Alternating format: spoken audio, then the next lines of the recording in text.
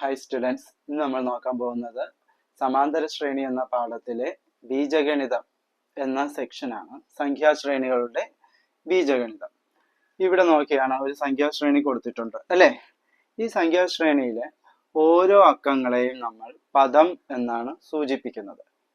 ഇതിനെ നമ്മൾ എന്തെന്ന് ഇവിടെ പറയും? പദം. അപ്പൊ ഇത് ഒന്നാമത്തെ പദം, ഇത് രണ്ടാമത്തെ പദം, ഇത് മൂന്നാം പദം, നാലാം പദം, അഞ്ചാം പദം, അങ്ങനെ പോയിക്കൊണ്ടേയിരിക്കും.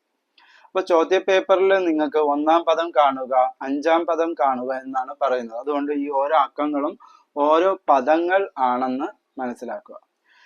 ഈ ഓരോ പദങ്ങൾ ഇരിക്കുന്ന ഈ പൊസിഷനെ സ്ഥാനം എന്നാണ് പറയുന്നത്. സ്ഥാനം.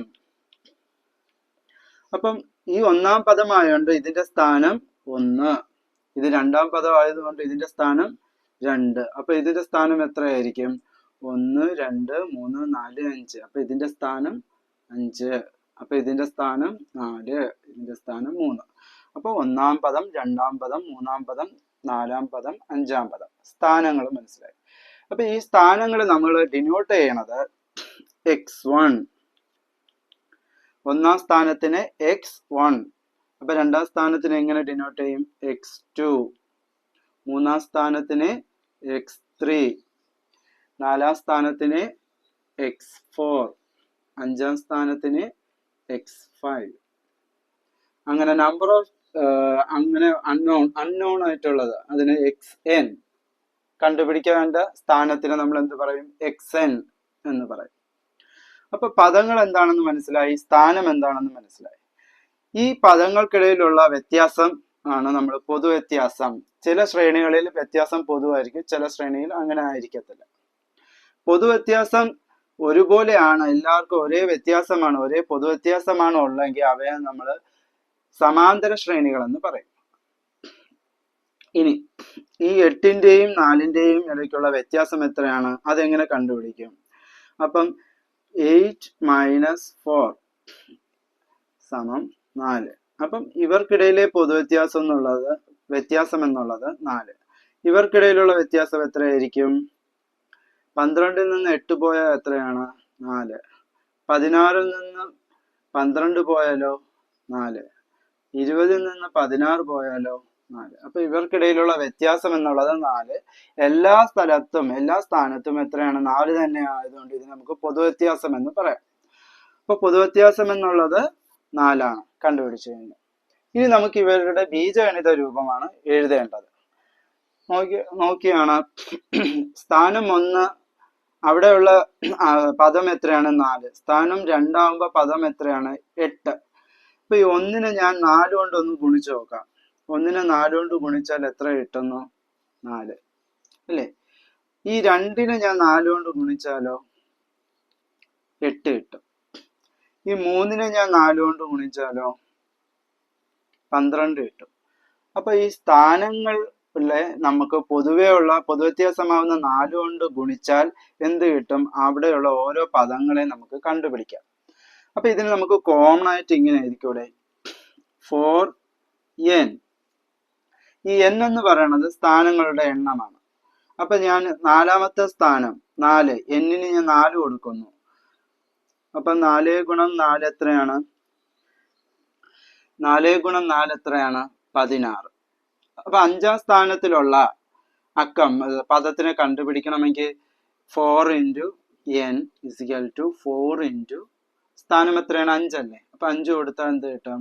20 കിട്ടും. അപ്പം ഇങ്ങനെ പോകുന്ന, അപ്പൊ 4n ആണ് നമ്മുടെ ബീജഗണിതം. ഇനി എനിക്ക് വന്നിട്ട് 20ാമത്തത് അറിയണം. അപ്പൊ n-ന് എത്ര ഇട്ടാൽ മതി? 20 ഇട്ടാൽ മതി. അപ്പൊ 4 × 20. അപ്പൊ എത്രയായിരിക്കും? അവിടെ ഉള്ള പദം എത്രയായിരിക്കും? 80 ആയിരിക്കും.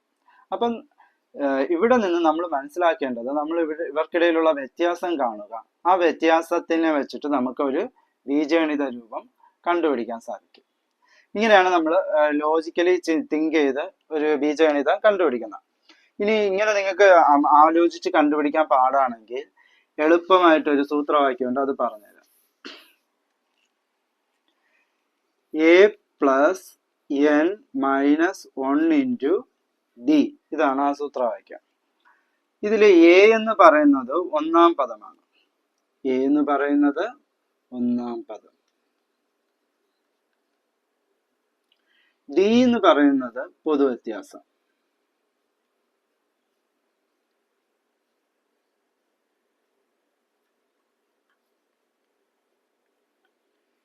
അങ്ങനെയാണെങ്കിൽ അപ്പൊ ഞാൻ ഇതിന്റെ ബീജഗണിതം കണ്ടുപിടിച്ചായിരുന്നു 4n ആണ്.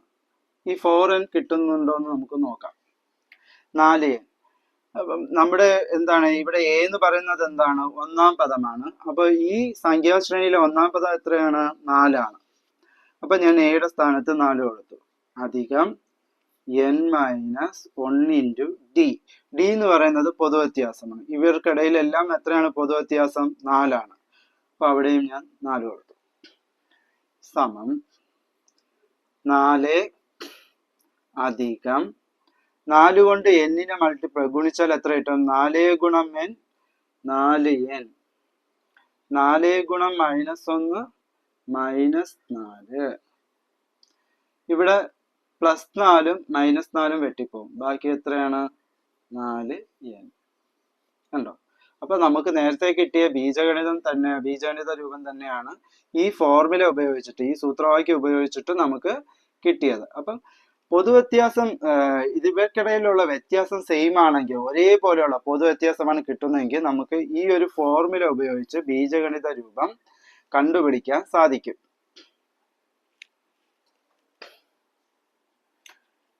അടുത്തതായി നമുക്ക് ഈ സംഖ്യാശ്രേണിയുടെ ഒരു ബീജഗണിത രൂപം കണ്ടുപിടിക്കാം. സംഖ്യാശ്രേണി എങ്ങനെയാണ് പോകുന്നത്? 1, 1.5, 2, 2.5 അങ്ങനെ പോകുന്നു. അപ്പം ഇതൊരു മിശ്ര ഭിന്നസംഖ്യയാണ് അല്ലേ? ഈ മിശ്ര ഭിന്നസംഖ്യയെ നമുക്ക് ഭിന്നസംഖ്യയാക്കി മാറ്റാം. എങ്ങനെ ഭിന്നസംഖ്യയാക്കി മാറ്റാം? 2 കൊണ്ട് 1 ഗുണിക്കുക.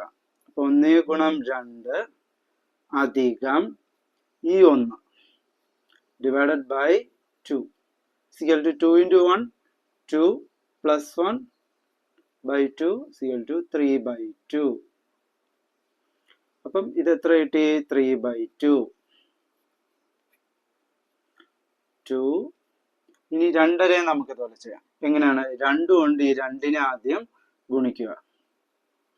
അധികം ഈ 1 ഡിവൈഡഡ് ബൈ 2. 2 into 2 4. 2 ഗുണം 2 4 അധികം 1 ബൈ ഈ 2. 4 അധികം 1 എത്രയാണ്? 5. 5/2. ഇങ്ങനെയാണ് നമ്മൾ മിശ്ര ഭിന്നസംഖ്യയാക്കി മാറ്റുക. ഓക്കെ.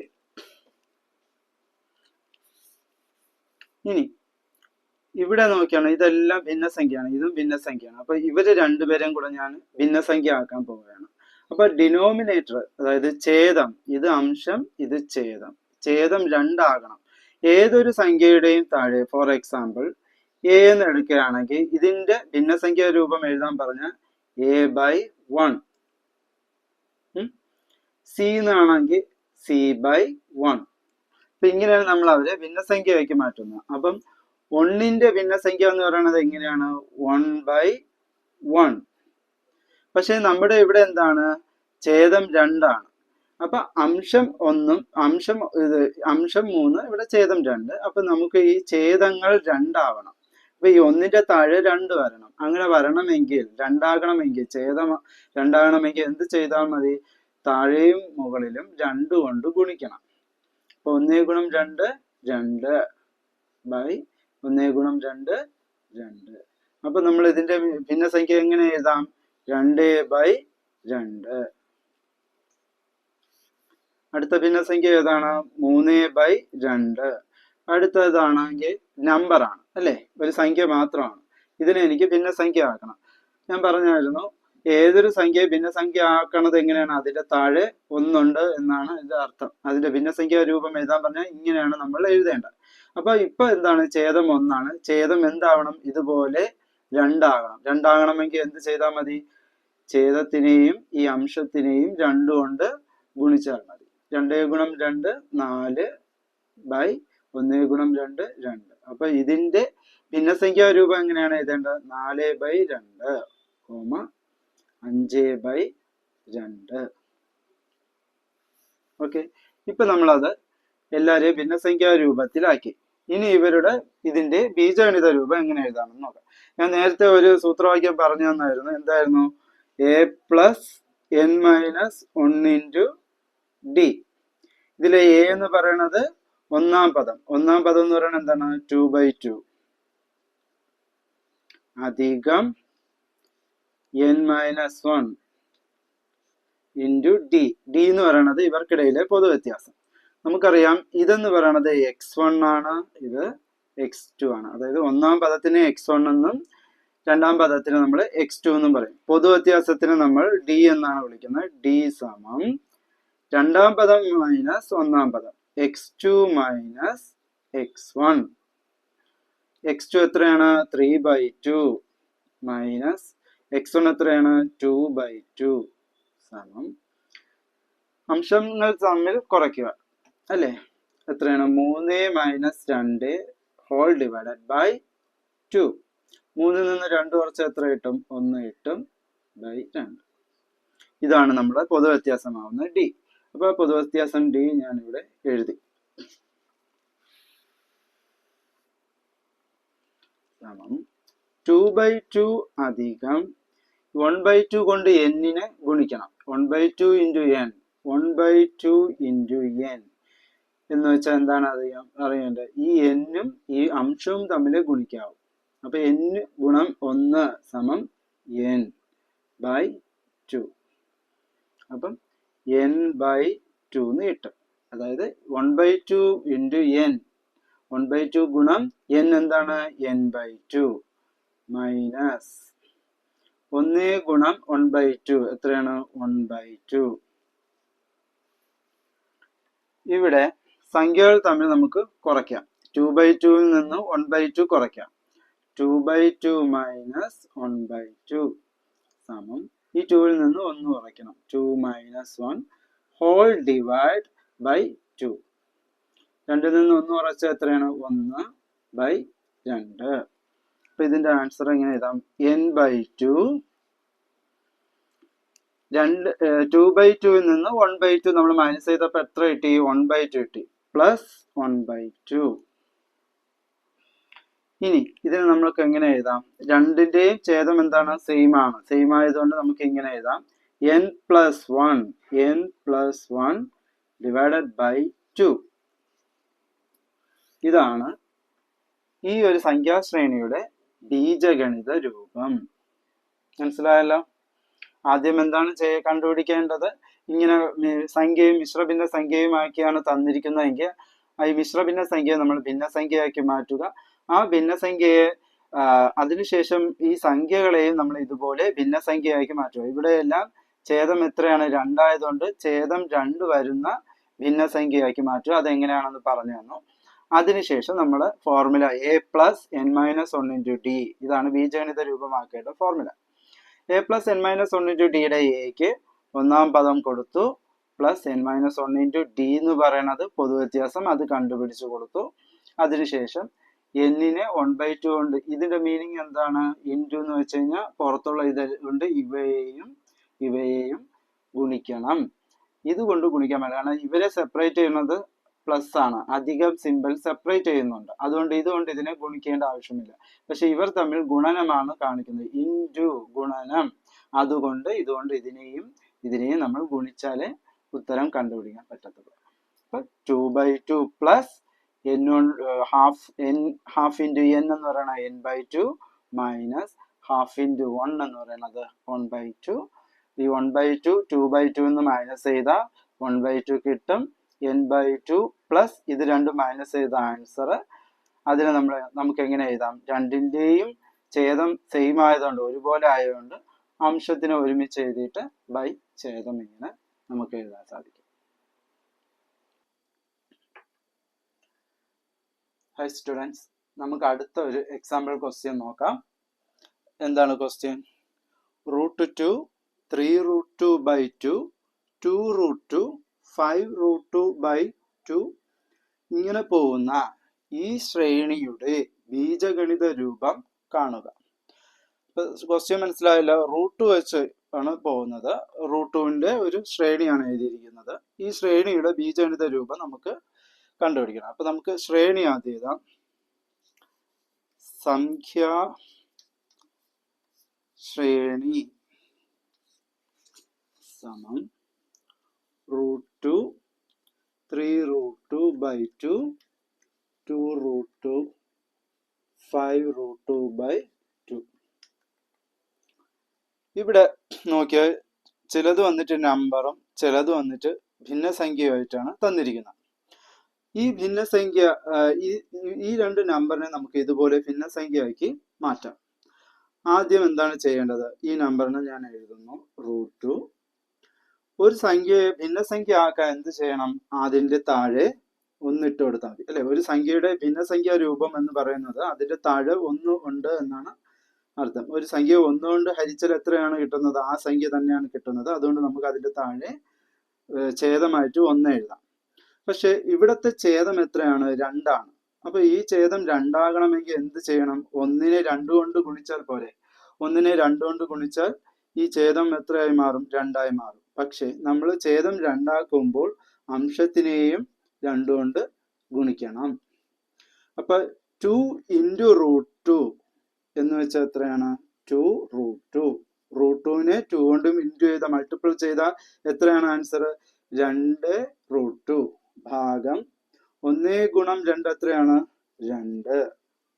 അപ്പൊ ഈ സംഖ്യയുടെ ഭിന്നസംഖ്യാ രൂപമാണ് 2√2/2. ഓക്കെ, ഇത് ഭിന്നസംഖ്യയാണ്, അത് നമുക്ക് എഴുതാം 3√2/2. ഇത് ഭിന്നസംഖ്യയല്ല, അതിന് നമുക്ക് ഭിന്നസംഖ്യ ആക്കണം. 2√2/1 അല്ലെ? ഭിന്നസംഖ്യ ആക്കാൻ എന്ത് ചെയ്യണം? 1. ഈ 1 എന്താകണം? ഇതുപോലെ 2 ആകണം. 2 ആകണമെങ്കിൽ 2 ആകണമെങ്കിൽ മുകളിലും താഴെയും 2 കൊണ്ട് ഗുണിക്കണം. അപ്പൊ 2 × 2 എത്രയാണ്? 4√2. ഇപ്പൊ 2√2നെ 2 കൊണ്ട് ഇൻറ്റു ചെയ്യുമ്പോൾ ഈ 2 കൊണ്ട് ഈ 2നെ മൾട്ടിപ്പിൾ ചെയ്യുന്നു. ഗുണിക്കുമ്പോൾ എത്ര കിട്ടും? 4. പിന്നെ ഈ √2 ഡിവൈഡഡ് ബൈ 2 × 1 2 × 1 2. അപ്പൊ ഇതിന്റെ ഭിന്നസംഖ്യാ രൂപം എന്താണ്? 4√2/2. പിന്നെന്താണുള്ളത്? 5√2/2. ഇപ്പൊ നമ്മൾ എല്ലാവരും ഭിന്നസംഖ്യാ രൂപത്തിലാക്കി. ഇനി നമുക്ക് ബീജഗണിതം കാണേണ്ട ഫോർമുല അപ്ലൈ ചെയ്യാം. ബീജഗണിതത്തിന്റെ ഫോർമുല എന്താണ്? xn സമം a + n-1 × d. ഇതിലെ a എന്ന് പറയുന്നത് ഒന്നാം പദമാണ്. ഒന്നാം പദം ഏതാണ്? ഇതാണ് a, അല്ലെങ്കിൽ x1. അപ്പൊ a = എത്രയാണ്? 2√2/2. ഇനി d അറിയണം. d എന്ന് പറയുന്നത് എന്താണ്? പൊതുവ്യത്യാസം. പൊതുവ്യത്യാസം എങ്ങനെയാണ്? ഇവർക്കിടയിലുള്ള വ്യത്യാസം, ഈ രണ്ട് സംഖ്യകൾക്കിടയിലുള്ള വ്യത്യാസം, ഈ രണ്ട് സംഖ്യകൾക്കിടയിലുള്ള വ്യത്യാസം, ഈ രണ്ട് സംഖ്യകൾക്കിടയിലുള്ള വ്യത്യാസം. ഇത് ഒന്നാം പദമാണെങ്കിൽ ഇതെന്താണ്? രണ്ടാം പദം. ഇത് x1 ആണെങ്കിൽ ഇത് x2. അപ്പൊ x2-ൽ നിന്ന് x1 കുറച്ചാൽ നമുക്ക് പൊതുവ്യത്യാസം d കിട്ടും. d = x2 - x1 സമം 3√2/2 അല്ലെ? x2 എന്ന് പറയുന്നത് എന്തിനാണ്? ഇതാണ് രണ്ടാം പദം, ഇതാണ് 3√2/2 ആണ് രണ്ടാം പദം, മൈനസ് ഒന്നാം പദം 2√2/2 എന്ന് വെച്ചാൽ എന്താണ് അർത്ഥം? 3√2-ൽ നിന്ന് -2√2 കുറയ്ക്കണം. ഹോൾ ഡിവൈഡഡ് ബൈ ഈ 2 ഛേദങ്ങൾ സെയിം ആയതുകൊണ്ട്, ഒരുപോലെ ആയതുകൊണ്ട് ഛേദം നമുക്ക് ഒരു വട്ടം എഴുതിയാൽ മതി. അംശങ്ങൾ തമ്മിൽ കുറയ്ക്കണം. 3√2-ൽ നിന്ന് 2√2 കുറച്ചാൽ ബാക്കി എത്രയാണ്? 1√2. 1√2. അതായത് 3-ൽ നിന്ന് ഈ 2 കുറയ്ക്കുമ്പോൾ 1 കിട്ടും, √2. 3√2-ൽ നിന്ന് 2√2 കുറച്ചാൽ 1√2. ഇതിനെ നമുക്ക് ഇങ്ങനെ എഴുതാം, √2/2 എന്ന് എഴുതാം, അല്ലേ? അപ്പം എങ്ങനെയാണ്? ഇതാണ് പൊതുവ്യത്യാസം. √2/2 ആണ് d പൊതുവ്യത്യാസം. പൊതുവ്യത്യാസം കണ്ടുപിടിച്ചാൽ മനസ്സിലായല്ലോ. ഇനി നമുക്ക് അത് ആ ഫോർമുലയിലേക്ക് അപ്ലൈ ചെയ്യാം. 2√2 ഇവിടെ എഴുതി കൊടുക്കാം. അപ്പം നമ്മുടെ വാല്യൂ എഴുതാം. a എത്രയാണ്? a എന്ന് പറയുന്നത് 2√2/2 പ്ലസ് n-1 അല്ലേ? n-1 into d. d എത്ര കിട്ടി? √2/2 എന്ന് നമുക്ക് നേരത്തെ ചെയ്തപ്പോൾ കിട്ടി. d = √2/2 ആണ്. ഇനി അടുത്ത സ്റ്റെപ്പ് എന്താണ് ചെയ്യേണ്ടത്? 2√2/2 ഞാൻ അങ്ങനെ എഴുതി. 2√2/2 plus n-1 into D. D എന്ന് പറയുന്ന പൊതുവ്യത്യാസം √2/2. അപ്പൊ √2/2 കൊണ്ട് ഈ n-നെയും √2/2 കൊണ്ട് ഈ 1-നെയും ഇൻറ്റു ചെയ്യണം. അപ്പൊ n into √2/2 n into √2/2 minus പിന്നെന്താണുള്ളത്? ഈ 1 കൊണ്ട് √2/2 ഇൻറ്റു ചെയ്യണം. അപ്പൊ 1 ഇൻറ്റു √2/2 2√2/2 അധികം n ഇൻറ്റു √2 n√2/2 മൈനസ് 1 ഗുണം √2/2 √2/2. ഇനി ഇവിടെ എന്താണ് ചെയ്യേണ്ടത്? ഈ 2√2/2-നെയും മൈനസ് √2/2-നെയും കാൽക്കുലേറ്റ് ചെയ്യണം. ഇവിടെ കൂട്ടുകയാണോ കുറയ്ക്കുകയാണോ ചെയ്യേണ്ടത്? കുറയ്ക്കണം. കാരണം ഇതിന്റെ ചിഹ്നം നെഗറ്റീവ് ആണ്. അപ്പൊ ഒരു നെഗറ്റീവ് സംഖ്യ ഒരു പോസിറ്റീവ് സംഖ്യ തമ്മിൽ കുറയ്ക്കുകയാണ് ചെയ്യേണ്ടത്. അപ്പൊ 2√2/2 മൈനസ് √2/2 ഈ മൈനസ് ആണ് ഇത്. അപ്പൊ 2√2 നമുക്ക് എങ്ങനെ കുറയ്ക്കാം? 2√2 മൈനസ് √2 ഹോൾ ഡിവൈഡഡ് ബൈ 2 എന്ന് എഴുതാം അല്ലേ? 2√2 minus √2 the whole divided by 2 എന്ന് എഴുതി. 2 റൂട്ടിൽ നിന്ന് 1 റൂട്ട് പോയാൽ ബാക്കി എത്രയാണ്? 1 റൂട്ട്. അപ്പൊ √2/2 എന്ന് കിട്ടും. 2 റൂട്ട് മൈനസ് √2. 2 റൂട്ടിൽ നിന്ന് √2 പോയാൽ 1 റൂട്ട്. അത് പോസിറ്റീവ് ആണ്. കാരണം എന്താണ്? 2 റൂട്ട് ഒരു പോസിറ്റീവ് സംഖ്യ, √2 ഒരു നെഗറ്റീവ് സംഖ്യ. വലുത് 2 റൂട്ട് ആയതുകൊണ്ട് വലുതിൽ നിന്ന് ചെറുത് കുറച്ചിട്ട് വലുതിന്റെ ചിഹ്നം അതിൻ്റെ പോസിറ്റീവ് √2/2 എന്ന് കിട്ടും. ഇപ്പൊ ഏതിന്റെ ആൻസർ ആണ് നമുക്ക് കിട്ടിയത്? ഇത് രണ്ടും കാൽക്കുലേറ്റ് ചെയ്ത ആൻസർ ആണ് ഈ കിട്ടിയിരിക്കുന്നത്. അത് നമുക്ക് ഇവിടെ എഴുതാം. ഞാൻ ഇതൊന്ന് മായ്ച്ചിട്ട് ഇങ്ങോട്ട് എഴുതുകയാണ്. n√2/2 n√2/2 എന്ന് കിട്ടി. ഇത് രണ്ടും കാൽക്കുലേറ്റ് ചെയ്തപ്പോൾ കിട്ടിയത് √2/2 പ്ലസ് √2/2 എന്ന് കിട്ടി. ഇനി ഇതിന് ഛേദങ്ങൾ എന്താണ്? സെയിം അല്ലേ? 2 ആണ്. രണ്ടിന്റെയും ഛേദം 2 ആയതുകൊണ്ട് എങ്ങനെ എഴുതാം? അംശങ്ങൾ ഒരുമിച്ച് എഴുതിയിട്ട് n√2 പ്ലസ് √2 n√2 പ്ലസ് √2 എന്ന് എഴുതി. The whole divided by 2. ഛേദങ്ങൾ സെയിം ആയതുകൊണ്ട് ഇങ്ങനെ എഴുതാം. ഇവിടെ കോമൺ ആയിട്ട് ആരെ എടുക്കാം? √2. രണ്ട് ഭാഗത്തും ഈ ഭാഗത്തും എന്തുണ്ട്? √2 ഉണ്ട്. അപ്പൊ ഞാൻ √2-നെ പുറത്തെടുക്കാൻ പോവുകയാണ്. √2-നെ ഞാൻ പുറത്തെടുക്കുമ്പോൾ ഒരു ബ്രാക്കറ്റ് ഇടണം അകത്തുള്ളതിന്. ഇപ്പൊ n√2-ൽ നിന്ന് റൂട്ട് പുറത്തു വന്നു. ഇനി അകത്ത് ആരേ ഉള്ളൂ? n മാത്രമേ ഉള്ളൂ. കാരണം ഈ റൂട്ട് പുറത്തു പോയി. അപ്പൊ ഇവിടെ ആരേ ഉള്ളൂ? n ഉള്ളൂ. പിന്നെന്താണ്? അധികം ഈ റൂട്ടും കോമൺ ആയിട്ട് നമ്മൾ പുറത്തെടുത്തിരിക്കുകയാണ്. അപ്പൊ ഈ റൂട്ട് പുറത്തു പോയി കഴിഞ്ഞാൽ ഇവിടെ എത്രയേ ഉള്ളൂ? ബാക്കി 1 ഉള്ളൂ. ദ ഹോൾ ഡിവൈഡഡ് ബൈ 2 ഈ 2. ശ്രദ്ധിച്ചോളൂ, ഇവിടെ 1 എന്ന് എഴുതിയല്ലോ. ഇനി ഈ റൂട്ട് കൊണ്ട് n-നെ ഇൻറ്റു ചെയ്താൽ എന്ത് കിട്ടും? n√2 കിട്ടും. √2 ഇൻറ്റു 1-നെ ഇൻറ്റു ചെയ്താൽ ഗുണിച്ചാൽ √2 ഗുണം 1 എത്ര കിട്ടും? √2. അപ്പൊ തിരിച്ച് നമ്മൾ ഈ ബ്രാക്കറ്റ് ഓപ്പൺ ചെയ്യുമ്പോൾ തിരിച്ച് പഴയ ഇതിലേക്ക് തന്നെ നമ്മൾ പോകും. അതുകൊണ്ടാണ് ഇവിടെ എന്തിട്ടത്? 1 ഇട്ടത്. അവിടെ 1 ഇടണം. അവിടെയുള്ള മുഴുവൻ വാല്യൂ നമ്മൾ പുറത്തെടുക്കുമ്പോൾ അവിടെ 1 ഇട്ട് കൊടുക്കണം. എങ്കിൽ തിരിച്ച് ഗുണിക്കുമ്പോൾ അവിടെ √2 വരത്തുള്ളൂ. അപ്പൊ ഇതാണ് നമ്മുടെ ബീജഗണിത രൂപം. ഏതിന്റെ? ഈ ഒരു സംഖ്യാശ്രേണിയുടെ ബീജഗണിത രൂപം ഇതാണ്. ഈ ബീജഗണിത രൂപം ശരിയാണോ എന്ന് നമുക്കൊന്ന് ചെക്ക് ചെയ്യാം. ഇതെന്താണ്? 1-ാം പദം, ഇത് 2-ാം പദം, 3-ാം പദം, ഇത് 4-ാം പദം. അപ്പൊ ഈ 4-ാം പദം x4, അതായത് n എന്ന് പറയുന്നത് എത്രയാണ്? 4. n-ന്റെ സ്ഥാനം 4-ലാണ്, ഇതിന്റെ സ്ഥാനം 4-ആണ്. അപ്പൊ നമുക്ക് n-ന് 4 ഇട്ട് കൊടുത്താൽ ഈ ഒരു പദം കിട്ടുമോ എന്ന് ചെക്ക് ചെയ്യാം. അപ്പൊ ഫോർമുല എന്താണ്? ബീജഗണിതം എന്താണ്? √2 ഇൻറ്റു n-ന് എത്ര കൊടുക്കണം? 4 കൊടുക്കണം. 4 അധികം 1 ബൈ 2 സമം √2 ഇൻറ്റു 4-ഉം 1-ഉം കൂട്ടി എത്രയാണ്? 5 ബൈ 2. അപ്പൊ 5√2/2 അത് തന്നെ 5√2/2. അപ്പൊ ആ സെയിം ആൻസർ തന്നെ നമുക്ക് കിട്ടി. അപ്പൊ ഈ ബീജഗണിത രൂപം വച്ചുകൊണ്ട് ഈ പദങ്ങളിലെ ഈ സംഖ്യാശ്രേണിയുടെ എവിടെയുള്ള പദം വേണമെങ്കിൽ നമുക്ക് കണ്ടുപിടിക്കാൻ സാധിക്കും. 80ാമത്തെ പദമാണ് അറിയേണ്ടെങ്കിൽ എന്നിന് 80 കൊടുത്താൽ മതി. 10ാമത്തെ പദം അറിയണമെങ്കിൽ എന്നിന് 10 കൊടുക്കുക. 10 + 1 11√2/2 ആയിരിക്കും 10ാമത്തെ പദം. അപ്പോൾ നിങ്ങൾക്ക് ഈ ഒരു സംഖ്യാശ്രേണി മനസ്സിലായെന്ന് വിചാരിക്കുന്നു. Thank you.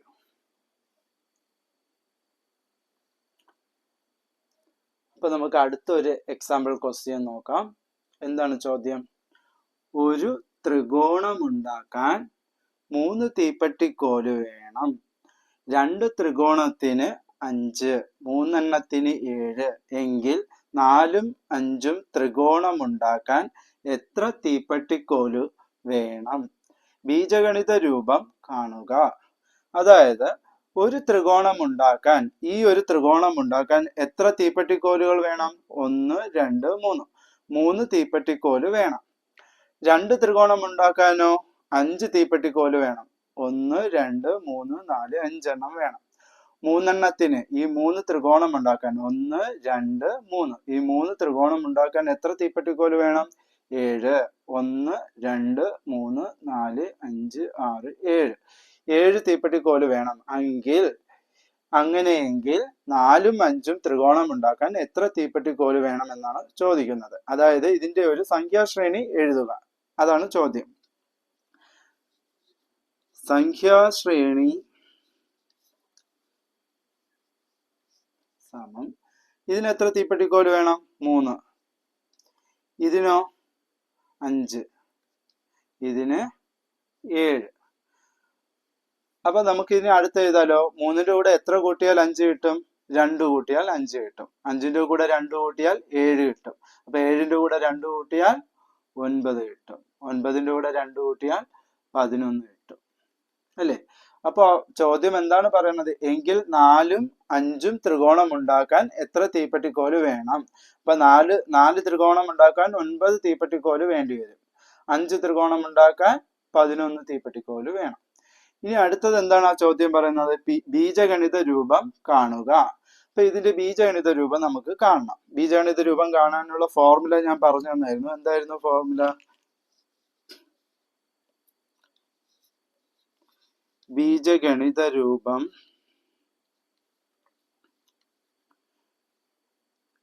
എങ്ങനെയാണ്? xn = സമം a + n - 1 × d. ഇതിൽ a എന്ന് പറയുന്നത് എന്താണ്? a എന്ന് പറയുന്നത് 1ാം പദം 3. d എന്ന് പറയുന്നത് പൊതുവ്യത്യാസം, അതായത് 2ാം പദത്തിൽ നിന്ന് 1ാം പദം കുറച്ചാൽ കിട്ടുന്നത്. 5 - 3 2ആണ് പൊതുവ്യത്യാസം. അപ്പൊ ഈ 2 വാല്യൂ എടുത്ത് നമുക്കിവിടെ സബ്സ്റ്റിറ്റ്യൂട്ട് ചെയ്ത് കൊടുക്കാം. അപ്പൊ എയുടെ അവിടെ എത്രയാണ് ഇടേണ്ടത്? 3. അപ്പൊ എയുടെ അവിടെ 3 കൊടുത്തു. n - 1 × d. d എന്ന് പറയുന്നത് എത്രയാണ്? 2. അപ്പൊ 3 + 2 കൊണ്ട് n-നെ ഗുണിക്കണം. 2 × n 2n. 2 × 1 -2. 2ഉം 1ഉം ഗുണിച്ചാൽ 2 ആണ് ഉത്തരം. ഈ മൈനസ് ആണ് ഇത്. n-നെ 2 കൊണ്ട് ഗുണിച്ചതാണ് 2n + 3. അപ്പം ഈ 3 സംഖ്യകൾ ഏതൊക്കെയാണ്? 3ഉം -2ഉമാണ് ഇവിടുത്തെ സംഖ്യകൾ. അപ്പൊ ഈ 3ൽ നിന്ന് ഈ -2 കുറച്ചാൽ ബാക്കി എത്രയാണുള്ളത്? 1. അപ്പൊ നമുക്ക് ആദ്യം 2n എഴുതാം. അതിനുശേഷം 3ൽ നിന്ന് ഈ 2 കുറച്ചതിന്റെ ഉത്തരം. 3ൽ നിന്ന് 2 കുറച്ചാൽ 1. ആ 1 മൈനസ് ആണോ പ്ലസ് ആണോ? പ്ലസ്. കാരണം പോസിറ്റീവ് സംഖ്യയാണ് കൂടുതൽ, അല്ലേ? 3ആണ് വലിയ സംഖ്യ, 2 ചെറിയ സംഖ്യ. അപ്പൊ 3ൽ നിന്ന് 2 കുറച്ചിട്ട് വലുതിന്റെ ചിഹ്നം, വലുത് എന്ന് പറയുന്ന ഈ 3ന്റെ ചിഹ്നം എന്താണ്? പോസിറ്റീവ് ആണ്. അതുകൊണ്ട് +1. ഇതാണ് നമ്മുടെ ബീജഗണിത രൂപം. ഇത് ശരിയാണോ എന്നൊന്ന് നോക്കാം. നമുക്ക് നോക്കാം. ഇതിന്റെ സ്ഥാനം 1, ഇതിന്റെ സ്ഥാനം 2, ഇതിന്റെ സ്ഥാനം 3, ഇതിന്റെ സ്ഥാനം 4, ഇതിന്റെ സ്ഥാനം 5.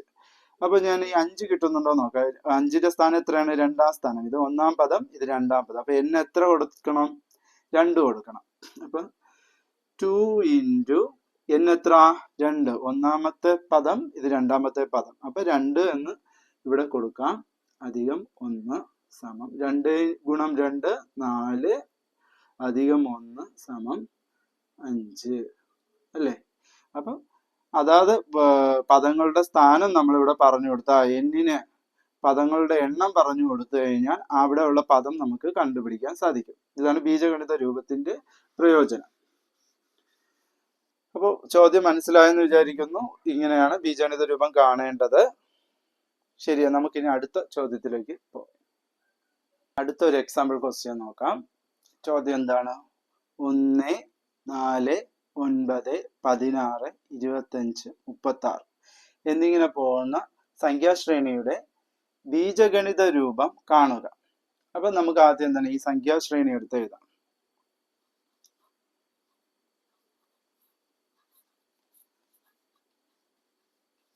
സംഖ്യാശ്രേണി സമം 1, 4, 9, 16, 25 ഇങ്ങനെ പോകും.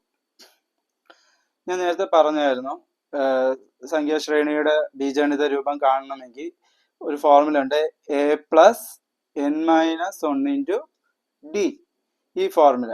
പക്ഷെ ഇവിടെ നമുക്ക് ഈ ഫോർമുല അപ്ലൈ ചെയ്യാൻ പറ്റത്തില്ല.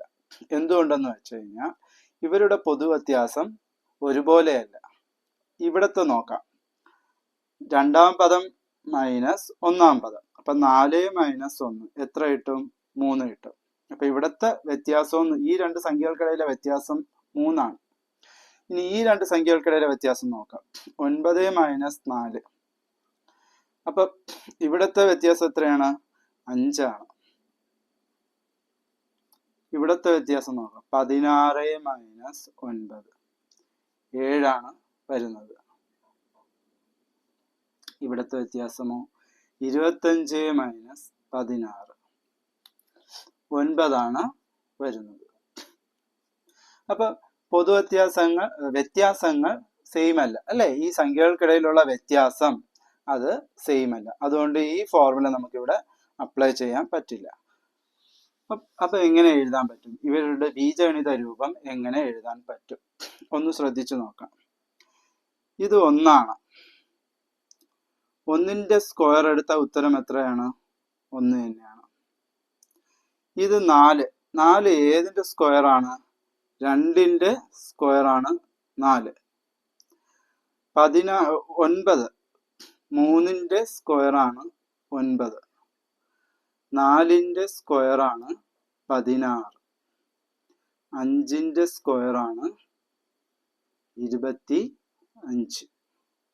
അപ്പൊ ഇവിടെ എല്ലാം നോക്കുമ്പോൾ ഇതെല്ലാം സ്ക്വയറുകളാണ് കാണുന്നത്. ഓരോ സംഖ്യയിലും എല്ലാം എണ്ണൽ സംഖ്യകളാണ്. 1, 2, 3, 4, 5 എന്ന് പറഞ്ഞു പോകുന്ന എണ്ണൽ സംഖ്യകളുടെ സ്ക്വയർ ആണ് ഈ എഴുതിയിരിക്കുന്നത്. അപ്പൊ നമുക്ക് ഇവരുടെ സ്ഥാനം ഒന്ന് നോക്കാം. ഇത് ഒന്നാം പദം, ഇതിന്റെ സ്ഥാനം എത്രയാണ്? ഒന്നാം സ്ഥാനം x1 ആണിത്, ഒന്നാം പദം. ഇത് രണ്ടാമത്തെ പദം, അതുകൊണ്ട് ഇതിന്റെ സ്ഥാനം x2. ഇത് മൂന്നാം പദം, ഇതിന്റെ സ്ഥാനം x3. നാലാം പദം ഉണ്ട് x4. അഞ്ചാം പദം ഉണ്ട് x5. അങ്ങനെയാണെങ്കിൽ ഈ സ്ഥാനത്തിന്റെ സ്ക്വയർ അല്ലേ ഈ കാണുന്നത്? രണ്ടാം പദം അറിയണമെങ്കിൽ ഈ രണ്ടാം സ്ഥാനം 2ന്റെ സ്ക്വയർ കണ്ടാൽ മതി. മൂന്നാം പദം എത്രയാണെന്ന് അറിയണമെങ്കിൽ 3ന്റെ സ്ക്വയർ കണ്ടാൽ മതി. അങ്ങനെയാണെങ്കിൽ ഇങ്ങനെ പോകുന്ന സംഖ്യാശ്രേണിയുടെ 8ാമത്തെ പദം അറിയണമെങ്കിൽ 8ന്റെ സ്ക്വയർ കണ്ടുപിടിച്ചാൽ മതി, 64. അങ്ങനെ എഴുതി പോകുമ്പോൾ നമുക്ക് കിട്ടും. ഇത് 5ാം പദമാണ്. അങ്ങനെയാണെങ്കിൽ 6ാം പദം എങ്ങനെ കണ്ടുപിടിച്ചാൽ മതി? 6ന്റെ സ്ക്വയർ എടുത്താൽ മതി. 6ന്റെ സ്ക്വയർ 36 അല്ലേ? ആണല്ലോ. 6ാം പദം എത്രയാണ്? 36 എന്ന് ചോദ്യത്തിൽ പറയുന്നുണ്ട്. അപ്പൊ ഇതിൽ നിന്ന് നമുക്ക് n എന്നുള്ളത്, ഈ സ്ഥാനത്തിന് n എന്നെടുത്താൽ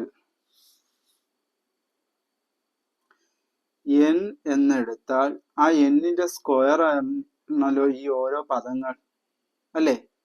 അപ്പൊ ഓരോ പദവും എന്താണ്? n സ്ക്വയർ ആണ്. അപ്പൊ n-ന് നമ്മൾ 1 കൊടുത്തു കഴിഞ്ഞാൽ 1ന്റെ സ്ക്വയർ 1 കിട്ടും. n-ന് 2 കൊടുത്തു കഴിഞ്ഞാൽ 2ന്റെ സ്ക്വയർ 4 കിട്ടും. n-ന് 3 കൊടുത്തു കഴിഞ്ഞാൽ 3ന്റെ സ്ക്വയർ 9 കിട്ടും. അപ്പൊ n-ന് നമ്മൾ 10 കൊടുത്തു കഴിഞ്ഞാലോ, n = 10 കൊടുത്തു കഴിഞ്ഞാലോ n സ്ക്വയർ എത്ര കിട്ടും? n square = 10 square. 10ന്റെ സ്ക്വയർ എത്രയാണ്? 100 കിട്ടില്ലേ? അപ്പൊ ഈ ഒരു സംഖ്യാശ്രേണിയുടെ ബീജഗണിത രൂപം നമുക്ക് എന്തെന്ന് എഴുതാം? n സ്ക്വയർ എന്ന് എഴുതാം. ബീജഗണിത രൂപം സമം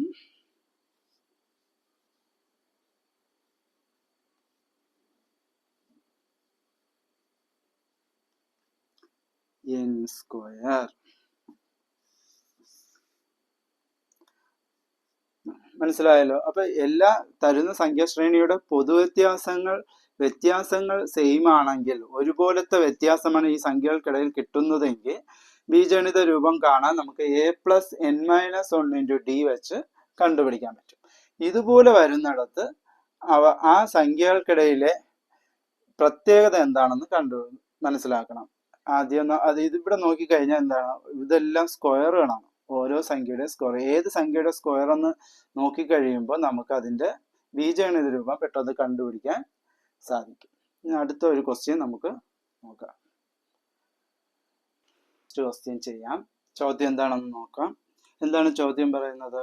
1 9/4 4 25/4 എന്നിങ്ങനെ പോകുന്ന ഈ സംഖ്യാശ്രേണിയുടെ ബീജഗണിത രൂപം കാണുക. അപ്പൊ ഇവിടെ നോക്കിയാൽ ഈ സംഖ്യാശ്രേണി കണ്ടിട്ട് ഒരു ഐഡിയ കിട്ടുന്നില്ലല്ലോ. നമുക്ക് ആദ്യം സംഖ്യാശ്രേണി എഴുതാം. സംഖ്യാശ്രേണി ഏതൊക്കെയാണ്? 1 9/4 4 25/4. ഇവിടെ ഇതിന്റെ എല്ലാം ഛേദം എത്രയാണ്? 4 അല്ലെ? ഈ സംഖ്യയുടെ ഛേദം, ഇതൊരു ഭിന്നസംഖ്യയാണ്, ഈ ഭിന്നസംഖ്യയുടെ ഛേദം 4, ഇതൊരു ഭിന്നസംഖ്യയാണ്, ഇതിന്റെ ഛേദവും 4. അപ്പം ഈ രണ്ട് സംഖ്യകളെ നമുക്ക് ഭിന്നസംഖ്യയാക്കി മാറ്റണം. അപ്പൊ ഒന്നിന്റെ ഛേദം എന്ന് പറയുന്നത് 1 തന്നെയാണ്. ഏതൊരു സംഖ്യയുടെയും ഛേദം, ഇത് ഒരു സംഖ്യയാണെങ്കിൽ അതിന്റെ ഛേദം എന്ന് പറയുന്നത് 1 ആയിരിക്കും. അപ്പൊ ഈ 1ന്റെ ഛേദം എത്രയാണ്? 1. ഇവിടെ ഛേദം എത്രയാണ്? 4. അപ്പം ഈ ഛേദം 4 ആകണമെങ്കിൽ ഈ 1നെ എന്ത് ചെയ്യണം? 4 കൊണ്ട് ഗുണിക്കണം അല്ലെ? ഛേദങ്ങൾ എത്രയാണ്? 4 ആണ്. അപ്പം ഈ 1ന്റെ ഛേദമാകുന്ന, ഇത് അംശം, ഇത് ഛേദം, ഈ 1 എന്ന് പറയുന്ന അംശത്തിന്റെ ഛേദം 1 ആണ്. ഈ 1നെ നമ്മൾ 4 ആക്കാൻ എന്ത് ചെയ്യണം? 4 കൊണ്ട് ഗുണിക്കണം. എങ്കിൽ മുകളിലും ആ 4 കൊണ്ട് തന്നെ ഗുണിക്കണം. അപ്പൊ എത്ര കിട്ടും? 4/4 എന്ന് കിട്ടും. അപ്പൊ ഈ ഒന്നിന്റെ സ്ഥാനത്ത് എത്രയാണ് വരേണ്ടത്? 4/4. ശരിയാണ്. 4നെ 4 കൊണ്ട് ഹരിച്ച ഉത്തരം എത്ര തന്നെയാണ്? 1 തന്നെയാണ് കിട്ടുന്നത്. സമം ഈ 1നെ ഞാൻ എങ്ങനെ എഴുതി? 4/4 9/4. ഇനി അടുത്ത 4, ഇതൊരു സംഖ്യയാണ്, ഭിന്നസംഖ്യയല്ല. ഇതിനെ നമുക്ക് ഭിന്നസംഖ്യ ആക്കണം. നമുക്കറിയാം, ഒരു സംഖ്യയുടെ ഭിന്നസംഖ്യ ആക്കണമെങ്കിൽ ഛേദം എത്രയാണ്? 1 ആണ് അല്ലെ? ഏതൊരു സംഖ്യയുടെ ഛേദം 1 ആയിരിക്കും. അപ്പൊ ഈ 1നെ നമുക്ക് എന്താക്കണം? 4 ആക്കണം. എന്ത് ചെയ്താൽ മതി? 4 കൊണ്ട് ഗുണിച്ചാൽ മതി. 1നെ ഏത് സംഖ്യ കൊണ്ട് ഗുണിക്കുന്നോ ആ സംഖ്യയാണ് കിട്ടുന്നത്.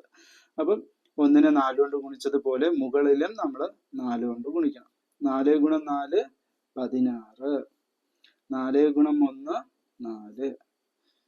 ഈ 16നെ 4 കൊണ്ട് ഹരിച്ചാൽ എത്ര കിട്ടും? 4 തന്നെയാണ് കിട്ടണം. അപ്പൊ ഈ സംഖ്യയുടെ യഥാർത്ഥത്തിലുള്ള ഭിന്നസംഖ്യ രൂപം എത്രയാണ്? 16/4 ആണ്. ഇവിടത്തത് 25/4. ഇനി നമ്മൾ നേരത്തെ പഠിച്ച a+n-1 × d അപ്ലൈ ചെയ്യാൻ പറ്റുമോ? ഇതിന്റെ ഒരു ബീജഗണിത രൂപം ഏതാന്ന് അത് സാധിക്കുമോ എന്ന് അറിയണമെങ്കിൽ ഇവരുടെ എല്ലാ വ്യത്യാസം ഒരുപോലെ ആയിരിക്കണം, സെയിം ആയിരിക്കണം. ഒരേ പൊതുവ്യത്യാസം സെയിം ആയിരിക്കണം. അപ്പൊ നമുക്ക് ഇത് 1-ാം പദം, ഇത് 2-ാം പദം. 2-ാം പദത്തിൽ നിന്ന് 1-ാം പദം കുറച്ചാൽ നമുക്ക് വ്യത്യാസം കിട്ടും. അപ്പൊ നമുക്കൊന്ന് കുറച്ച് നോക്കാം. 9/4 മൈനസ് 1-ാം പദം 4/4. 9 എന്ന് വെച്ചാൽ എന്താണ് അർത്ഥം? അംശങ്ങൾ തമ്മിൽ കുറച്ചിട്ട് ഛേദം ഒരുമിച്ച് എഴുതാം. അപ്പൊ അംശങ്ങൾ തമ്മിൽ കുറയ്ക്കുമ്പോൾ എത്രയാണ്? 9ൽ നിന്ന് 4 പോയാൽ 5. 5/4 കിട്ടും. അപ്പൊ ഇവർക്കിടയിലെ വ്യത്യാസം എന്ന് പറയുന്നത് 5/4 ആണ്. ഇനി ഒന്നാം പദം, രണ്ടാം പദം, മൂന്നാം പദം. മൂന്നാം പദത്തിൽ നിന്ന് രണ്ടാം പദം കുറച്ചാൽ ഇവിടെയുള്ള പൊതു വ്യത്യാസം നമുക്ക് അറിയാൻ പറ്റും. 16/4 മൈനസ് 9/4 സമം, അംശങ്ങൾ തമ്മിൽ കുറയ്ക്കുക. അപ്പൊ 16 മൈനസ് 9/4. 16-ൽ നിന്ന് 9 കുറച്ചാൽ എത്ര കിട്ടും? 7 കിട്ടും. 7/4. അപ്പൊ ഇവിടത്തെ എത്രയാണ്? 7/4 കിട്ടും. അപ്പൊ ഇവിടെ വെച്ച് തന്നെ നമുക്ക് മനസ്സിലാക്കാം ഈ സംഖ്യാശ്രേണി ഒരു സമാന്തര ശ്രേണി അല്ല. സമാന്തര ശ്രേണി ആകണമെങ്കിൽ ഇവരുടെ എല്ലാം പൊതു വ്യത്യാസങ്ങൾ സെയിം ആയിരിക്കണം. അപ്പൊ ഈ രണ്ടാം പദത്തിൽ നിന്ന് ഒന്നാം പദം കുറച്ചപ്പോൾ കിട്ടിയത് 5/4. മൂന്നാം പദത്തിൽ നിന്ന് രണ്ടാം പദം കുറച്ചപ്പോൾ 7/4 കിട്ടിയത്. അപ്പൊ ഈ രണ്ട് വ്യത്യാസങ്ങൾ ഒരുപോലെയാണോ? അല്ല, ഇവർ സെയിം അല്ല. അതുകൊണ്ട് നമുക്ക് a+n-1 d വെച്ച് ഇതിനൊരു ബീജഗണിത രൂപം എഴുതാൻ സാധിക്കില്ല. അപ്പൊ നമുക്കിവിടെ വേറെ വഴി നോക്കേണ്ടി വരും. ഇവിടെ നോക്കിയാണ് എല്ലാവരുടെയും ഡിനോമിനേറ്റർ സെയിം ആണ് അല്ലെ, ഛേദങ്ങൾ സെയിം ആണ്. മുകളിലുള്ള അംശങ്ങളാണ് വ്യത്യാസം. അംശം ഫസ്റ്റത്തെ ഒന്നാമത്തെ പദത്തിന്റെ അംശം 4 ആണ്. രണ്ടാമത്തെ പദത്തിന്റെ അംശം 9, മൂന്നാമത്തത് 16, നാലാമത്തത് 25. ഇതിൽ നിന്നൊരു വ്യത്യാസം മനസ്സിലായില്ലേ? തൊട്ട് മുന്നേ ഒരു കണക്ക് നമ്മൾ ചെയ്തായിരുന്നു. 4, 9, 16 ഇങ്ങനെ പോകുന്നത് വന്നിട്ട് സ്ക്വയറുകളായിരുന്നു അല്ലെ, സ്ക്വയർ നമ്പേഴ്സ് ആയിരുന്നു. അപ്പൊ ഈ 4 എന്തിന്റെ സ്ക്വയർ ആണ്? 2ന്റെ സ്ക്വയർ ആണ് അല്ലെ. 2²/4 എന്ന് എഴുതാം.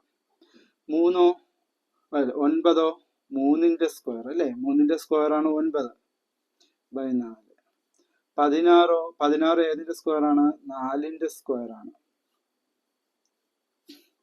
25 5ന്റെ സ്ക്വയർ ആണ്. അപ്പൊ ഓരോ സംഖ്യ, അപ്പൊ ഇവിടെ നിന്ന് നമുക്ക് ഒരു കാര്യം മനസ്സിലായി, ഇത് ഒരു എണ്ണൽ സംഖ്യയാണ് അല്ലെ. 2, 3, 4, 5 എന്ന് പോകുന്ന എണ്ണൽ സംഖ്യയാണ്. അവരുടെയൊക്കെ സ്ക്വയറിന്റെ കൂടെ ഛേദം 4 വെച്ച് എഴുതിയിരിക്കുന്നു. ഇനി ഈ എണ്ണൽ സംഖ്യയിൽ നിന്ന് ഈ എണ്ണൽ സംഖ്യയിൽ ഇതാണ് ഒന്നാം പദം. ഒന്നാം പദം എന്ന് വെച്ചാൽ x1. ഇതാണ് രണ്ടാം പദം x2. ഇതാണ് മൂന്നാം പദം x3. ഇത് നാലാം പദം x4. അപ്പൊ ഒന്നാം പദം, 1ന്റെ കൂടെ 1 കൂട്ടിയാൽ നമുക്ക് എത്ര കിട്ടും? 2 കിട്ടും അല്ലെ. 1ന്റെ കൂടെ 1 കൂട്ടിയാൽ ഈ 2 കിട്ടും. ഈ രണ്ടാം പദമാവുന്ന 2ന്റെ കൂടെ 1 കൂട്ടിയാൽ 3 കിട്ടും. മൂന്നാം പദമാവുന്ന 3ന്റെ കൂടെ 1 കൂട്ടിയാൽ ഈ 4 കിട്ടും. നാലാം പദമാകുന്ന ഈ 4ന്റെ കൂടെ ഒരു 1 കൂട്ടിയാൽ 5 കിട്ടും. അപ്പൊ ഇതിൽ നിന്ന് ഒരു കാര്യം മനസ്സിലായില്ല. അപ്പൊ 2 എന്ന് പറയുന്നത് എന്താണ്? 2 എന്ന് പറയുന്നത് എന്താണ്? 1+1 സ്ക്വയർ ബൈ 4 എന്ന് എഴുതാം. ഇതെങ്ങനെ എഴുതാം? രണ്ടാം പദം ആയതുകൊണ്ട് രണ്ടാമത്തെ പദത്തിന്റെ കൂടെ 1 കൂട്ടിയാൽ 3 കിട്ടും സ്ക്വയർ. ഇതോ 3+1/4.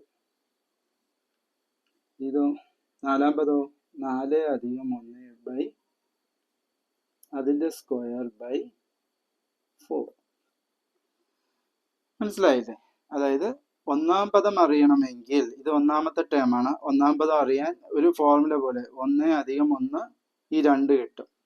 ഈ 3 കിട്ടണമെങ്കിൽ രണ്ടാം പദമാകുന്ന ഈ 2ന്റെ കൂടെ 1 കൂട്ടിയാൽ ഈ 3 കിട്ടും.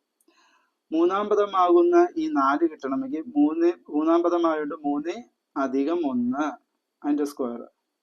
അഞ്ചാം പദമാവുന്നതുകൊണ്ട് നാലാം പദം ആയതുകൊണ്ട് പദം എത്രയാണ്? 4. സ്ഥാനം 4 ആയതുകൊണ്ട് 4+1 ഈ 5 കിട്ടും. മനസ്സിലായില്ലേ? ഇനി അപ്പൊ ഇവിടെ 1, 2, 3, 4. അപ്പൊ ഓരോ സ്ഥാനവുമാണ് ഈ ഓരോ എണ്ണങ്ങൾ അല്ലെ. 1 എന്ന് പറയുന്ന ഒന്നാം സ്ഥാനം, 2 എന്ന് പറയുന്ന രണ്ടാം സ്ഥാനം, 3 എന്ന് പറയുന്ന മൂന്നാം സ്ഥാനം, 4 എന്ന് പറയുന്നത് നാലാം സ്ഥാനം. അപ്പൊ ഈ 1, 2, 3, 4 എന്നുള്ളതിന് നമുക്ക് n എന്ന് കൊടുക്കാം. അതായത് n, ഞാൻ ഇതിന് എന്ത് കൊടുത്തു? ഈ ഫസ്റ്റത്തെ അക്കങ്ങൾക്ക് എന്ത് കൊടുത്തു?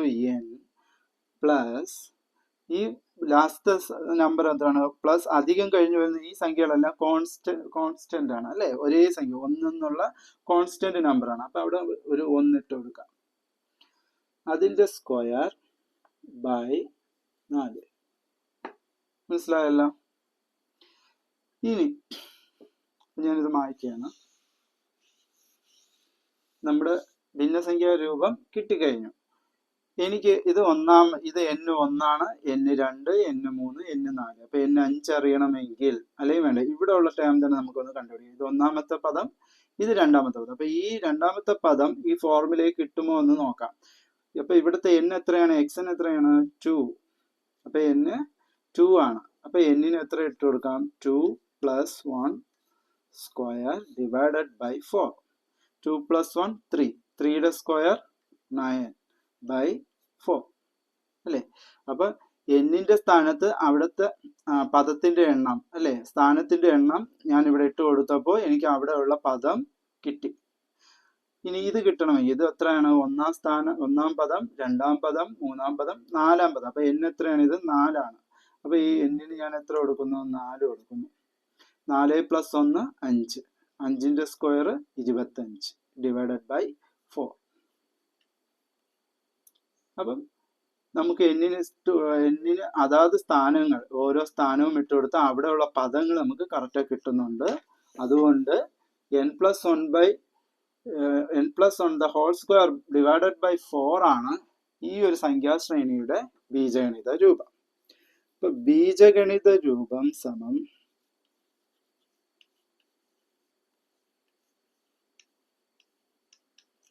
n+1 the whole square by 4. അപ്പം നമ്മുടെ ഈ സംഖ്യാശ്രേണികളുടെ ബീജഗണിതം കണ്ടുപിടിക്കാനുള്ള കുറെ എക്സാമ്പിൾസ് ആണ് നമ്മളിന്ന് ചെയ്തത്. പാഠപുസ്തകത്തിലെ ചോദ്യങ്ങൾ അടുത്ത എപ്പിസോഡിൽ ചെയ്യുന്നതാണ്. നിങ്ങൾക്ക് ഈ വീഡിയോ ഇഷ്ടപ്പെട്ടിട്ടുണ്ടെങ്കിൽ സബ്സ്ക്രൈബ് ചെയ്യുക, ലൈക്ക് ചെയ്യുക, ഷെയർ ചെയ്യുക. Thank you.